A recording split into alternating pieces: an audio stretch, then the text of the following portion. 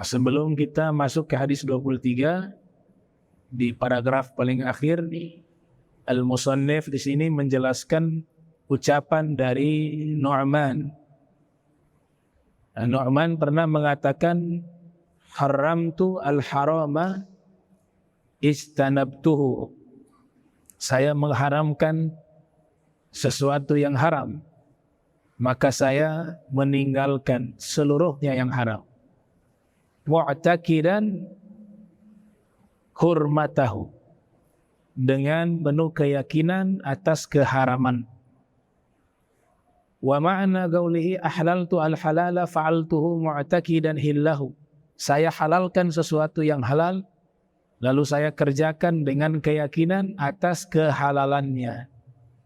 Wal muradu fa'altu al-wajiba minhu. Yang dimaksud di sini saya lakukan hal yang wajib. Biqarinati siyaqi kama marra fi alif lam fihi laysat li istighraq. Ya, dengan qarinah yang sudah dikemukakan di penjelasan yang lalu terkait alif lam. Yang alif lam ini bukan lil istighraq, bukan alif lam istighraq. Bi khilafiha fil haram. Berbeda dengan lafaz al-haram, alif lamnya itu alif lam al-istighraq. Jadi al-haram, alif lam yang ada di lafaz al-haram itu, kata musannif di sini, itu bukan alif lam al-istighraq. Ini dalam bidang ilmu nahu artinya seluruh. Ya, alif lam ini kalau kita adakan kajian khusus terkait dengan ilmu nahu disebut dengan alif lam ma'rifah. Alif lam ma'rifah. Dia hanya masuk ke kata benda. Nah, ma'rifah ini diambil dari kata mengetahui. Arafa ya'rifu ma'rifatan. Atau juga orang-orang ilmuwan barat menyebut dengan definisi. Itu dari kata juga arrafa yu'arrifu ta'rifa. Ta'rifa itu artinya definisi. Dalam ilmu nahu, alif lam itu disebut alif lam ma'rifah. Kata ma'rifah dalam terminologi ilmu tasawuf diartikan sebagai pengenalan diri. Kita kenal dengan bahasa ma'rifatullah. Kalau sudah mengenal diri, maka akan mengenal Allah. Itu menggunakan akar kata ma'rifah. Man 'arafa nafsahu, 'arafa rabbahu. Siapa yang mengenal dirinya, niscaya dia mengenal penciptanya. Atau dikatakan oleh Zunnun al-Mithri, ia mengatakan araftu rabbi bi rabbi. Pakai kata araftu. Saya mengenal Rabbi, penciptaku, bi rabbi, dengan sebab penciptaku. Laula rabbi ma araftu rabbi. Kalau bukan karena penciptaku, aku tidak akan mengenal penciptaku. Di situ menggunakan kata araftu, saya mengenal. Begitu juga disebut di dalam kitab Uqala'ul Majanin, man 'arafa rabbahu kana majnunan 'indan nas, wa man 'arafa nafsahu kana dhalilan 'indan nas. Orang yang mengenal Allah dengan sebenar-benarnya pengenalan, maka dia layaknya orang gila di sisi manusia. Dan orang yang mengenal dirinya dengan sebenar-benar pengenalan terhadap dirinya, maka dia akan menjadi orang hina di sisi manusia. Makna hina di sini tawadhu, menjadi orang yang rendah hati di sisi manusia. Ada ungkapan juga mengatakan laula murabbi ma araftu rabbi. Ini kita bahas ma'rifat dari definisi ilmu tasawuf. Laula murabbi ma araftu rabbi. Kalau bukan adanya sang guru yang derajatnya murabbi, bisa mendidik kita dan menyampaikan kita kepada Allah, menyampaikan kita kepada Rasul, maka aku tidak akan mengenal Tuhanku, penciptaku. Nah itu kalau kita bahas dari paradigma ilmu tasawuf. Tapi kalau dalam paradigma ilmu nahu, ilmu grammar bahasa Arab, disebut dengan alif lam ma'rifah. Saya teringat ada satu kitab ditulis oleh Asy-Syarif As-Sayyid Al-Jurjani Al-Husaini, ulama kelahiran tahun 740 Hijriah, wafat 816 Hijriah. Gelarnya dua, Asy-Syarif dan As-Sayyid. Asy-Syarif itu gelar yang dinisbatkan kepada anak turunan Rasul dari jalur Sayyidina Husain di zaman itu. Kalau As-Sayyid, gelar yang diberikan kepada anak turunan Al-Imamul Hasan. Nah, Al-Imam Jurjani punya dua gelar itu, Asy-Syarif, As-Sayyid. Karena ayahnya itu Al-Husaini.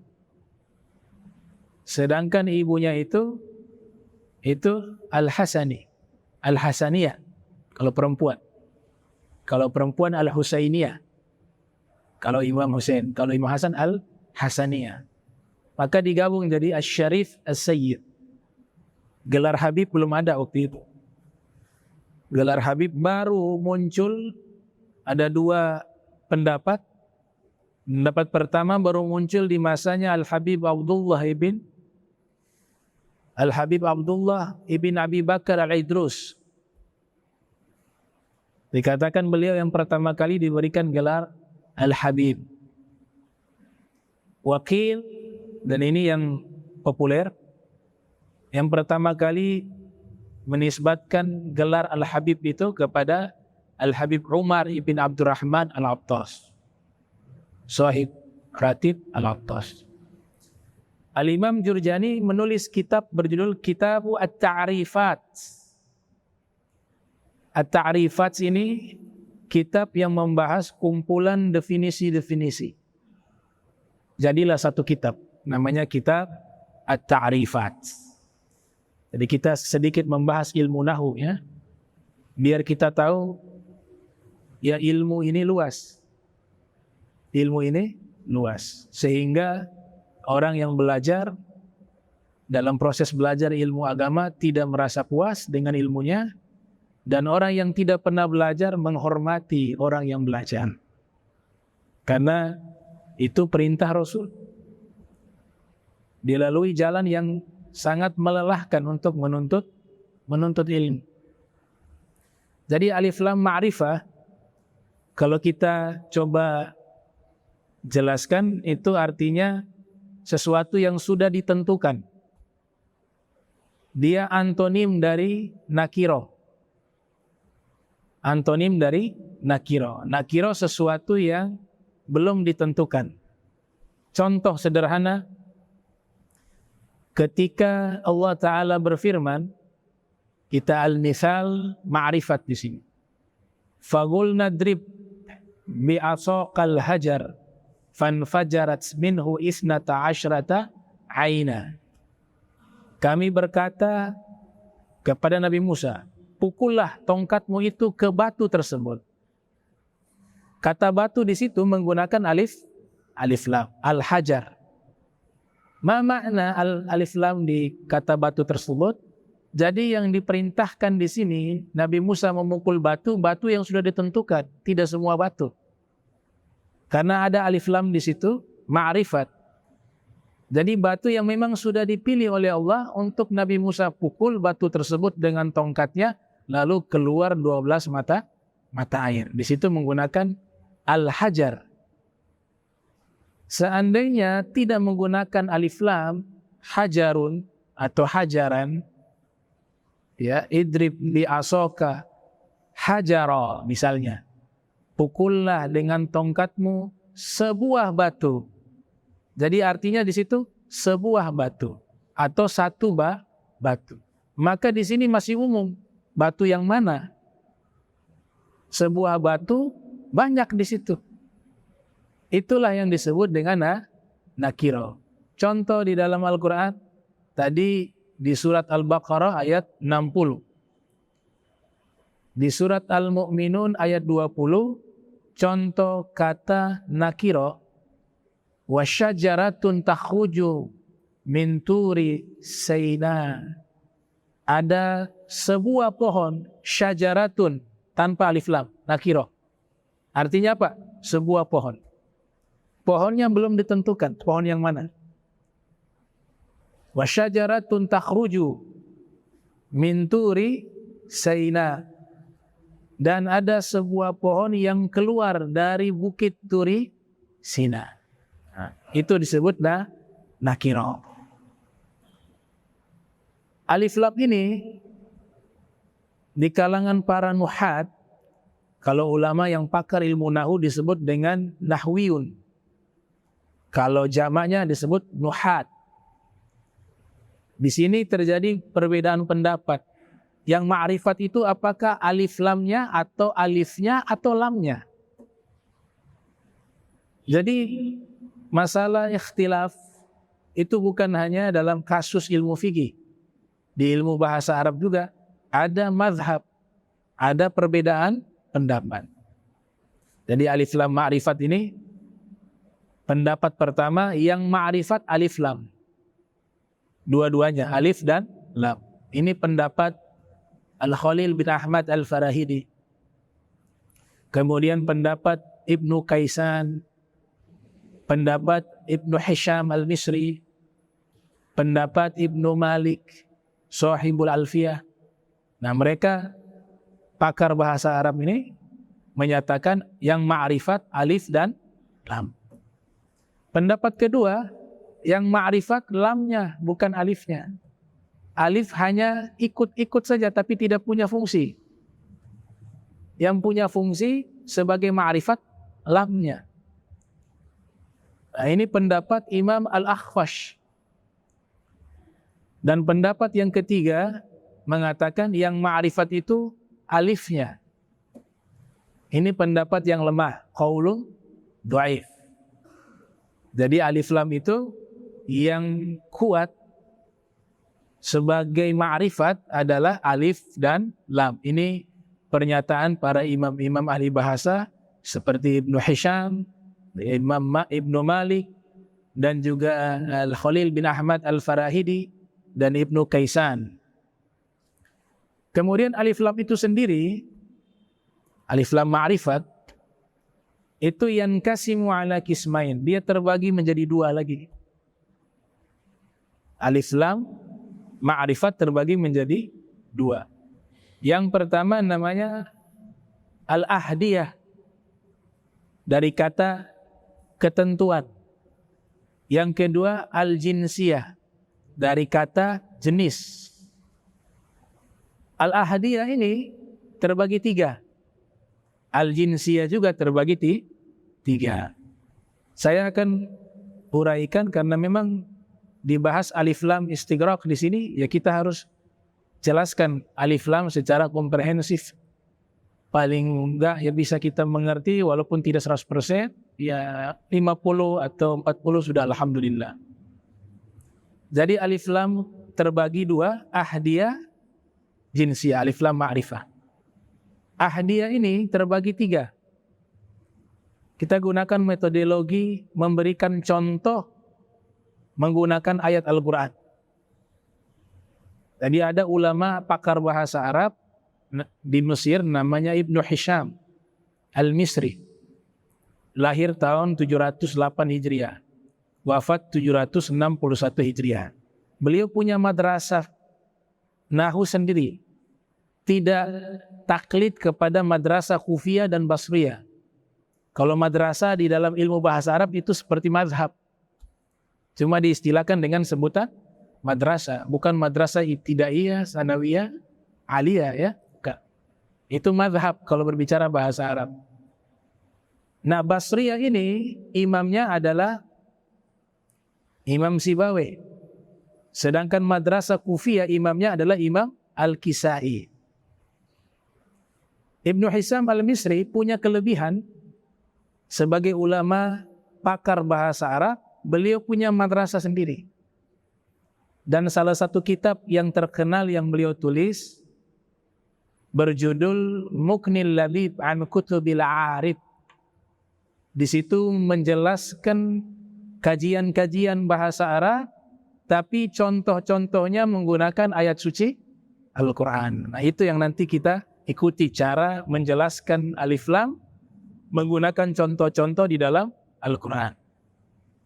Baik, ahdiyah ini terbagi 3. Yang pertama disebut dengan ahadun zikriyun. Jadi alif lam ma'rifat, ahadun zikriyun. Apa maknanya ahadun zikriyun? Yaitu kata yang sudah disebut sebelumnya diulang kembali. Kalau di bahasa Indonesia kan biasanya kita mengatakan tersebut. Saya melihat ada sebuah rumah. Rumah tersebut sangat indah. Kata rumah itu saya ulang dua kali. Yang pertama saya sebut, saya telah melihat sebuah rumah. Sebuah nakiro, masih umum. Tapi kalau saya mengulang kedua kali, rumah itu indah. Atau rumah tersebut indah. Itulah yang disebut ahadun zikriyun. Contoh di dalam Al-Quranul Karim, di surat Nur, surat An-Nur, ayat 35.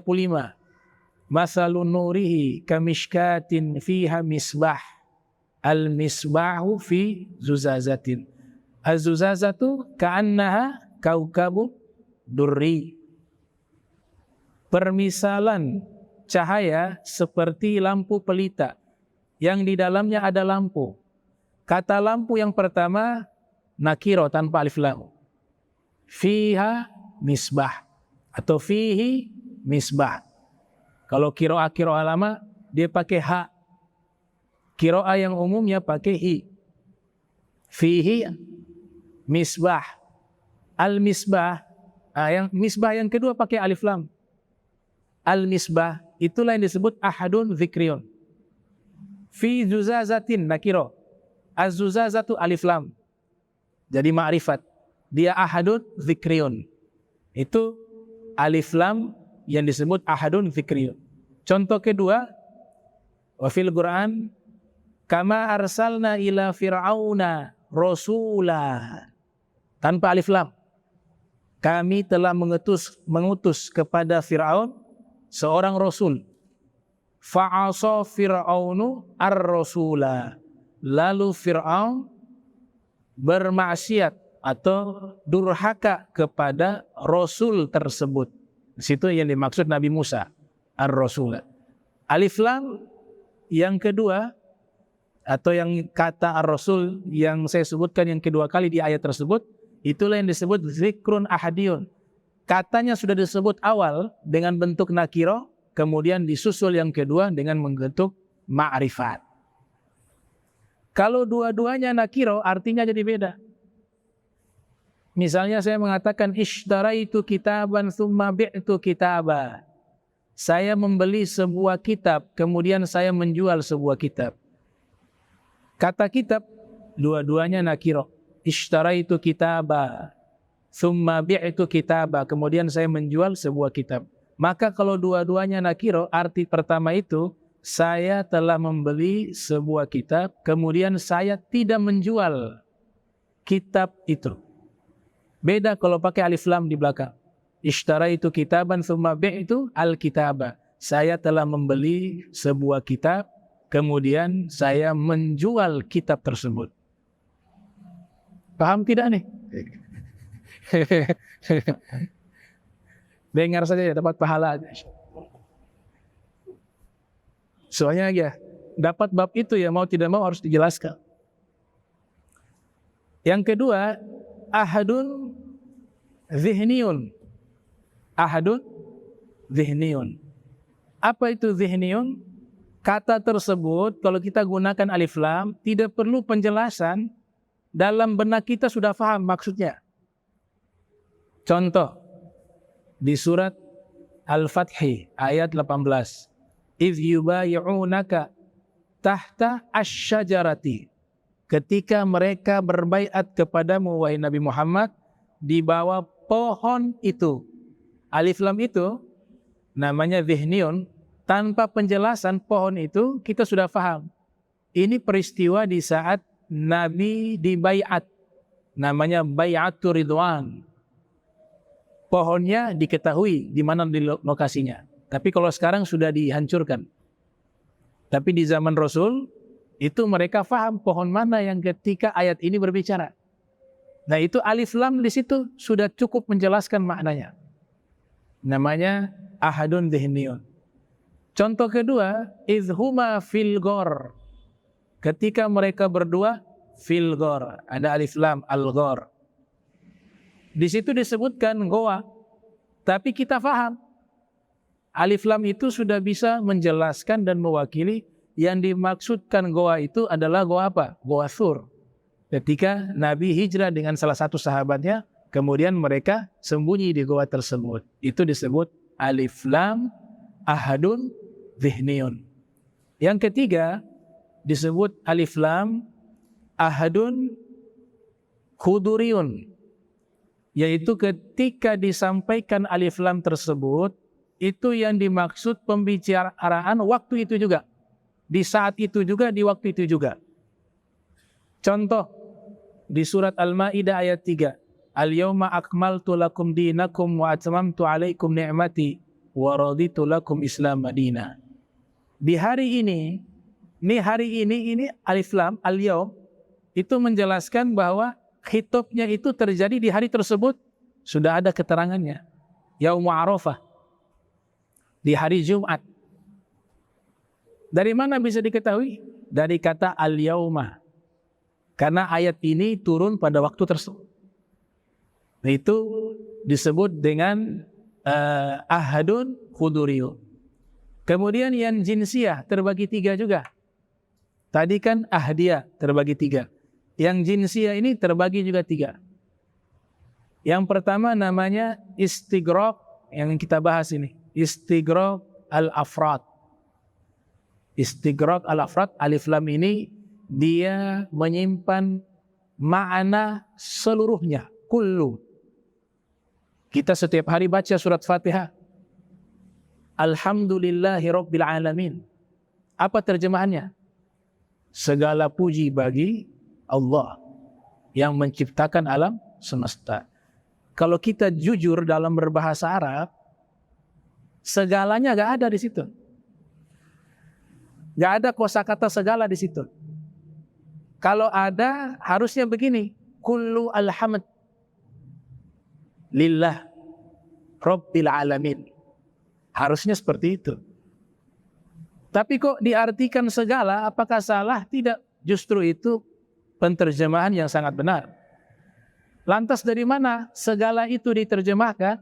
Alif lam. Namanya istighraqul afrad. Itu artinya seluruh. Artinya seluruh. Sama halnya di surat Al-Asr. Kita selalu terjemahkan wal asri innal insana lafi khusr. Sesungguhnya seluruh manusia mereka di dalam kerugian. Kata seluruhnya gak ada di situ. Kosakata seluruhnya tidak ada di situ. Tapi kok diartikan seluruh? Karena ada alif lam. Alif lam yang seperti ini yang mengartikan kata seluruh, menyimpan makna seluruh, disebut dengan istighraq al-afrad. Contoh lagi dalam Al-Quran, khuliqal insanu du'ifa. Khuliqa al-insanu du'ifa. Diciptakan seluruh manusia lemah. Arti seluruh itu tersimpan di alif lam. Itu yang pertama. Yang kedua disebut istighraqus sifat. Istighraqu as-sifat. Alif lam ini dia menjelaskan sifat. Contoh yang digunakan di dalam ucapan percakapan. Anta ar-rajul. Anta ar-rajul. Kamu adalah lelaki. Di situ pakai alif lam. Alif lam menyimpan penjelasan sifat.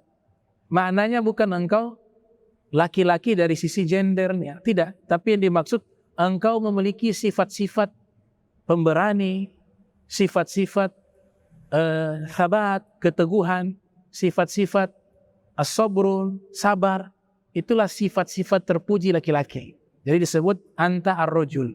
Penjelasan sifat-sifat itu dari mana? Alif lam saja. Alif lam menjelaskan sifat-sifat tersebut. Kemudian yang ketiga disebut al-bayan lil mahiyah. Alif lam berfungsi sebagai penjelasan dari substansi sesuatu. Contoh di surat Al-Anbiya ayat 30. Wa ja'alna minal ma'i kulla syai'in hayyin afala yu'minun. Dan kami telah menjadikan wa ja'alna minal ma'i, pakai alif lam air, al-ma'i, daripada air, kulla syai'in hayyin, segala sesuatu hidup. Ini alif lam yang ada di kata air, al-ma itu, dia fungsinya sebagai al-bayanu lil mahiyah, menjelaskan substansi. Apa maknanya? Artinya kita semua makhluk hidup diciptakan benar-benar dari air, bukan air itu sebagai kiasan, tidak. Tapi maknanya hakikat. Jadi diartikan alif lam di situ hakikat. Wa ja'alna min hakikatil ma'i. Min hakikatil ma'i. Kami jadikan dari hakikat air itu segala sesuatu hidup. Nah, itulah yang disebut dengan al-bayan lil mahiyah. Ini pembagian alif lam ma'rifah. Kemudian alif lam dari sisi bentuknya terbagi dua. Ada yang namanya alif lam lazimah, ada yang disebut alif lam ghairu lazimah. Itu dari sisi bentuk terbagi lagi dua. Kalau yang lazimah, alif lamnya ini tidak memberikan artian apapun. Ya, sekali lagi alif lamnya itu tidak memiliki arti. Tapi alif lam ini wajib ada. Dengan kosakata yang memang harus ada alif lam. Kalau kita sebutkan dalam bahasa yang sederhana, sudah baku. Walaupun tidak ada arti, tapi alif lam ini harus ada. Itu namanya alif lam lazimah. Dia ada di beberapa nama, misalnya mansus fil Quran, ada disebut di dalam Al-Quran. Al-Lata, oke, alif lam. Al-Lata, Al-Uzza, nama-nama berhala. Itu pakai alif lam. Alif lamnya itu wajib nempel. Kenapa? Karena memang disebutnya seperti itu. Gak ada dia tanpa alif lam. Dan alif lamnya tidak memberikan arti. Ada seorang nabi juga namanya Alyasa atau Ilyasa, pakai alif lam. Esmuel, kalau orang-orang Yahudi sebut. Nabi Samuel, pakai alif lam. Kemudian Zorfuz Zaman, Al-An, alif lam. Alif lamnya wajib ada, tapi tidak memberikan makna. Atau di isim mausul, alladzi, alladzani, alladzina, allati, allatani, allati. Fil Quran, ya ayyuhalladzina amanu. Alladzinanya pakai alif lam. Alif lamnya ini gak boleh dihapus, wajib ada. Namanya lazimah. Bentuk yang kedua disebut alif lam ghairu lazimah, yang tidak wajib. Artinya dipakai boleh, dibuang juga boleh. Dan tidak punya fungsi dalam sisi makna. Contoh, nama-nama hari dalam bahasa Arab. Jumat, benar. Saya pakai alif lam juga benar. Al-Jum'ah juga benar. Sabat, Sabtu, As-Sabat juga benar. Ahad, Al-Ahad juga benar. Khamis, hari Kamis. Al-Khamis juga benar. Namanya ghairul lazimah. Atau nama orang. Nama orang sudah ma'rifat. Tapi kalau ditambah alif lam, namanya alif lam ghairul lazimah. Dipakai juga boleh, tidak dipakai juga tidak apa-apa. Dipakai gak punya andil perubahan makna, tidak dipakai juga tidak ada masalah. Hasan, nama orang. kita tambah Al-Hasan, boleh. Husain, Al-Husain. Qasim, Al-Qasim. Harith, Al-Harith. Laith, Al-Laith. Dan seterusnya. Kalau di ilmu tajwid, beda lagi alif lam. Ilmu tajwid namanya alif lam syamsiyah. Yang satu namanya alif lam al-qamariyah. Kalau tajwid yang dibahas bacaan, bukan struktur kata. Kalau maksudnya asyamsiyah di situ, semua alif lam yang jika digunakan di huruf-huruf tertentu, dan itu bisa dipelajari di ilmu tajwid, maka alif lamnya tidak bisa dibaca. Seperti asyams, bukan al-syams. Asyams, tidak bisa dibaca alif lam. Kalau al-qamar, perwakilan daripada alif lam yang bisa dibaca. Seperti bulan al-qamar. Al-khair, al-hasan, al-husain. Itu alnya bisa dibaca. Kalau alnya bisa dibaca, kategorinya apa? Qamariyah. Karena qamariyah pakai alif lam bisa dibaca. Kata qamar itu. Al-qamar. Nah, itu dari sisi ilmu tajwid. Jadi begitulah bahasa Arab punya keajaiban. Karena bahasa ini yang dipilih oleh Allah untuk menerjemahkan firman-Nya. Dan bahasa ini Allah pilih untuk Allah berikan kekasihnya berbicara dengannya, yaitu Nabi Muhammad sallallahu alaihi wasallam. Nah, semua atau segala sesuatu yang memang Allah berikan kepada Nabi pasti ajaib. Bukan hal yang biasa-biasa saja. Allah pilihkan Nabi Muhammad berbicara menggunakan bahasa Arab. Bahasa Arab bukan bahasa satu bangsa sebenarnya. Dia bahasa agama Islam. Dia bahasa wahyunya Allah. Dia bahasa sabdanya Nabi SAW. Dia bahasanya para ulama, para aulia, para solihin.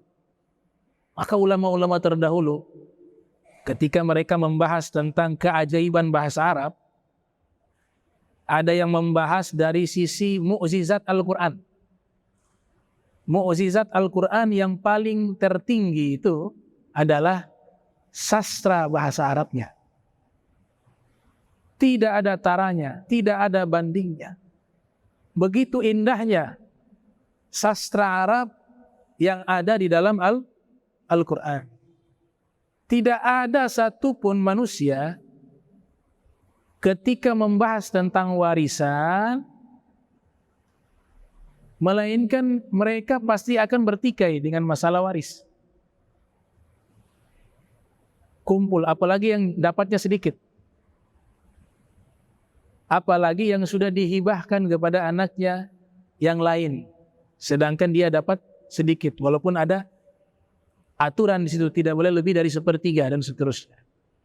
Yang saya maksudkan di sini, begitu indahnya sastra di dalam Al-Quran, ketika menceritakan tentang masalah waris di surat An-Nisa, kita dengarnya khusyuk.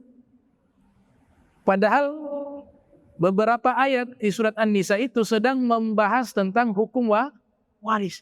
Tapi yang disebut Al-Quran tetap enak. Didengarnya enak. Bahkan ketika menceritakan tentang hari kiamat, Al-Haqqat, Al-Ghasiyah, itu cerita-cerita hari kiamat. Tapi ketika dibaca, indah. Indah. Lezat. Bahkan yang tidak tahu arti, tetap bisa menikmati. Itu mukjizat Al-Quran.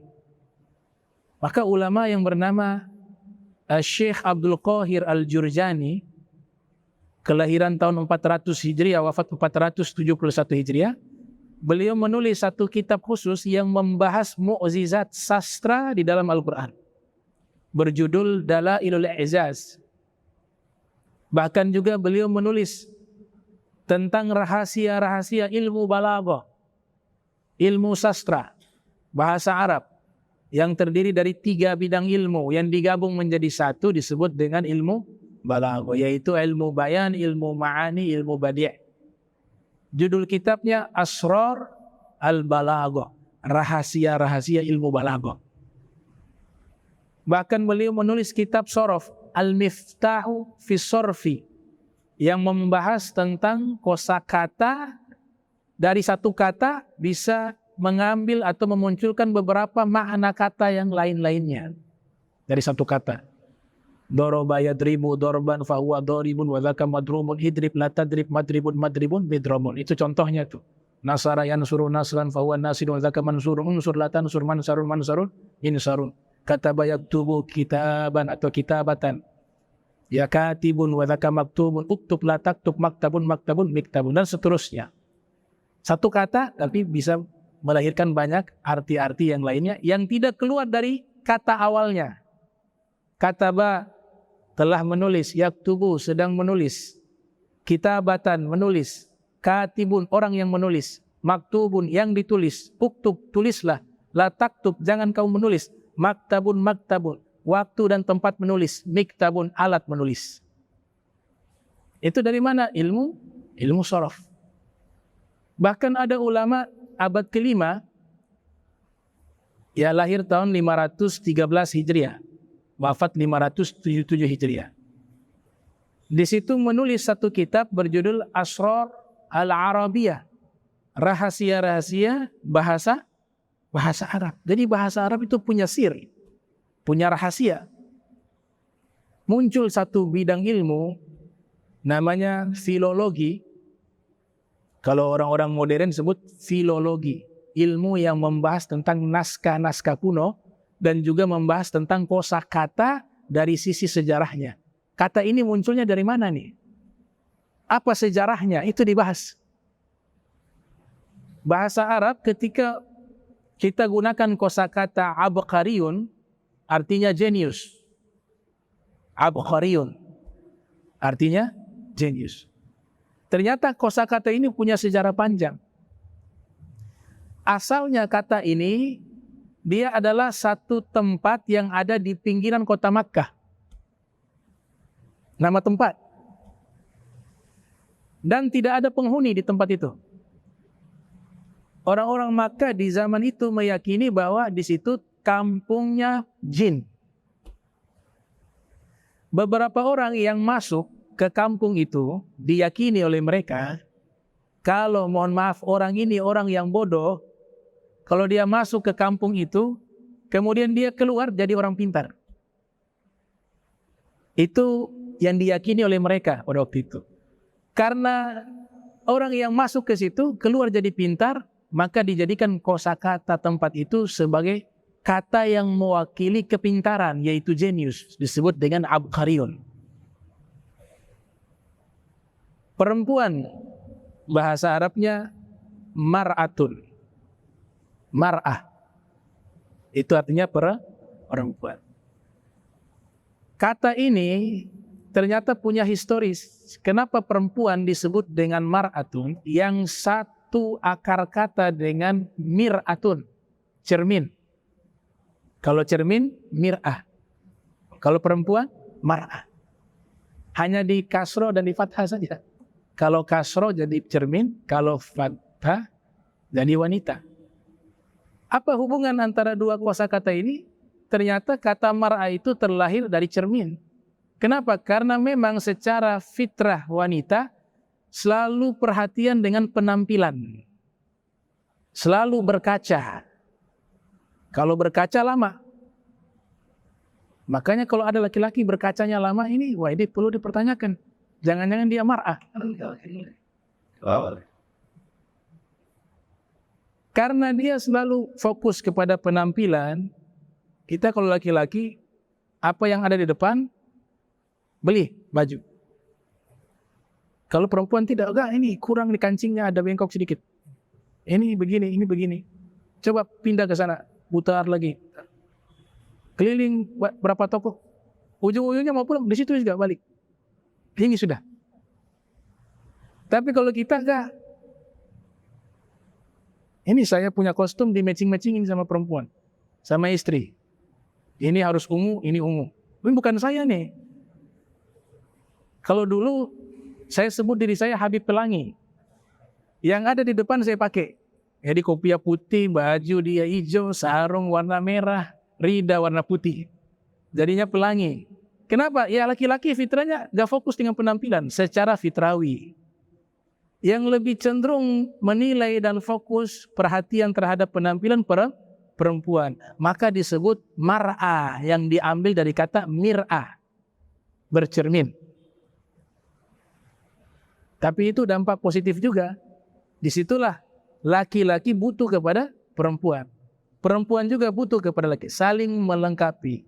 Fir riwayah an-nisa syaqaiqur rijal. Wanita-wanita itu adalah pelengkap-pelengkapnya para lelaki.